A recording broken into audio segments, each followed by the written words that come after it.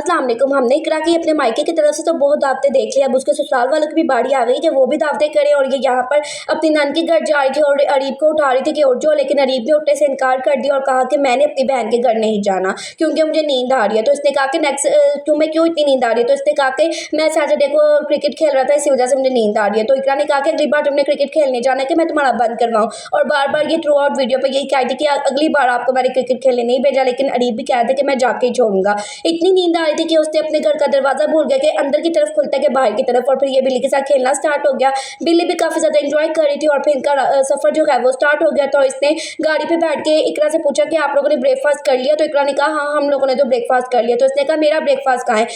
इकरा ने कहा कि तुम उठ नहीं रहे थे तो हम क्या करते। खैर इन लोगों ने अपना सफर शुरू कर दिया हुआ था। अरीब ने बताया कि इकरा जो है पूरे रास्ते मुंह खोल कर सोते आई और इसकी ये पिक्चर जो है मैं सोशल मीडिया पे अपलोड करूंगा। इकरा ने कहा तुम ऐसा कुछ नहीं करोगे? तो उसने कहा मैं करूंगा। इकरा ने जब वो अपनी तस्वीर देखी तो कहा कि इतनी बुरी पिक्चर नहीं है, मैं खुद ही अपलोड कर दूंगी। और यहाँ पर ये लोग थोड़ा सा आगे पहुंचे तो यहाँ पर इनको थोड़ी सी मुश्किल का सामना करना पड़ा क्योंकि पिलर गिर चुका था। ये अरीब थोड़ा सा परेशान हो गया। इसने इकरा को आकर बताया कि वहां पर पिलर गिर गया। तो इकरा को पहले समझ नहीं और बाद उसने इतना शॉकिंग और बुरा मुंह बनाया कि सिर्फ तो हम घर पे इंतजार कर लेते हैं। खैर थोड़ी सी मुश्किल के बाद इन लोगों ने दोबारा से अपना जो रास्ता है वो कंटिन्यू किया और रास्ते में मरुंडा खाया। और इसने कहा कि इकरा को तो पता भी नहीं होगा कि मरुंडा होता क्या, जबकि उसने बताया कि मैंने गच्चक और मरुंडा और पता नहीं क्या क्या चीजें खाई हैं कि अरीब जो है वो भी शॉक्ड हो गया कि इसने क्या क्या खाया हुआ, ये सब कुछ तो मैंने भी नहीं खाया हुआ। इसी तरह फिर हो गई इकरा रोक्ड हो गई और अरीब चौंक्ड हो गया। फिर ये लोग अपने रास्ते में जा ही रहे थे और ये लोग फिर अपनी नन के घर पहुंच गए और दोनों बड़े एक्साइटेड थे कि हम अपनी नन के घर आ गए। और इकरा को जाते ही अपनी माइयों की कुछ डेकोरेशन देखने को मिली जो कि उसकी नन ने